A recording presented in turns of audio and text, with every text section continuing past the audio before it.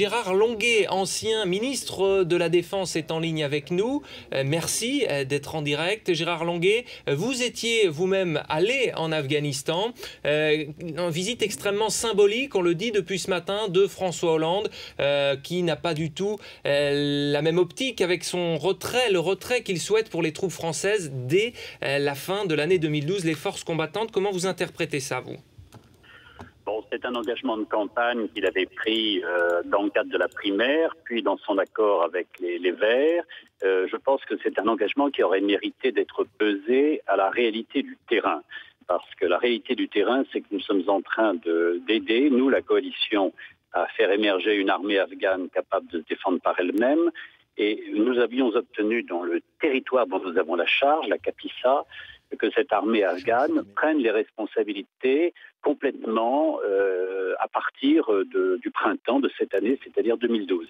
Mais nous devions accompagner cette transition, accompagner ce passage de relais tout au long de l'année 2012 et sans doute pour des raisons à la fois matérielles et de confiance pour consolider cette armée, en tous les cas la brigade, la 3e brigade qui était notre partenaire, faire en sorte que les choses se fassent régulièrement et dans l'ordre. Je constate avec plaisir que le président Hollande reprend ce mot ordonné et coordonné.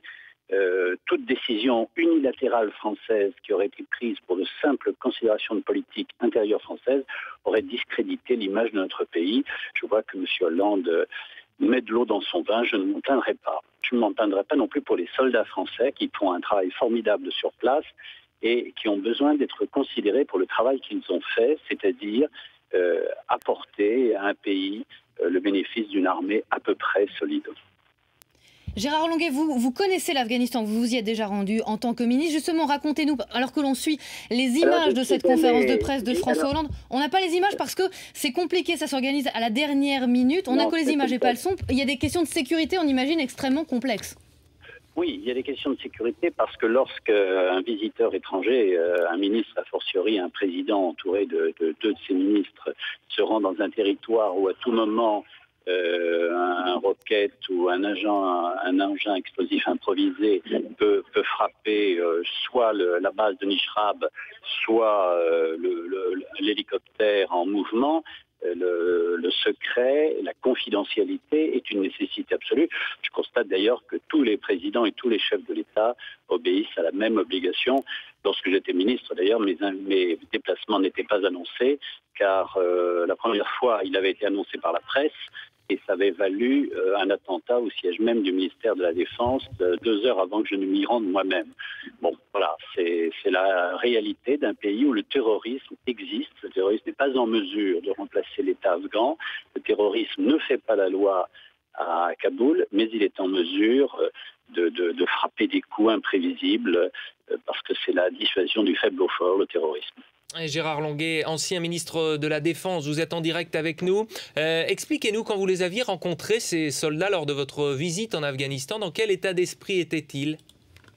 Les soldats ont une mission, et cette mission, elle est très claire. Assurer la sécurité dans la province de la Capissa, c'est-à-dire permettre la circulation des convois civils, permettre la vie quotidienne sans que le terrorisme taliban impose aux populations sa propre loi. Et pour être très franc, dans la district de Surobi, nous avons transmis le relais aux Afghans et ça marche. Dans la province de Capissa, il y a un secteur difficile qui est le secteur de Tagab, chacun le sait, c'est à la convergence de plusieurs vallées qui viennent et qui permettent l'accès au Pakistan. Si l'on accepte ce secteur de Tagab, nous avons une région où l'armée afghane est en mesure d'assurer, avec la police d'ailleurs, une sécurité dans un pays qui n'a pas les traditions démocratiques de la Confédération helvétique. Alors évidemment, ce n'est pas tout à fait la même chose qu'en Europe. On peut le dire comme ça.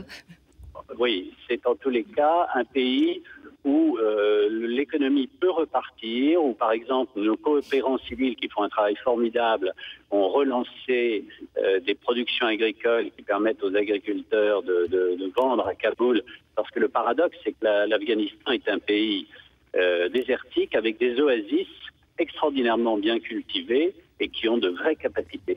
Et nos militaires sont fiers de ce travail qui est de faire émerger un ordre civil et un ordre militaire à peu près respectueux de la personne. Ils sont fiers, on le comprend, Gérard Longuet, mais est-ce qu'ils sont quand même contents aussi de rentrer, ou bien est-ce qu'ils se voient rester encore plus longtemps pour continuer la mission? Un militaire exécute une mission. Le militaire n'est pas juge de sa mission, c'est la dignité de la fonction militaire, c'est d'appliquer des ordres, et l'ordre, c'est un ordre politique, c'est le président de la République qui le détermine.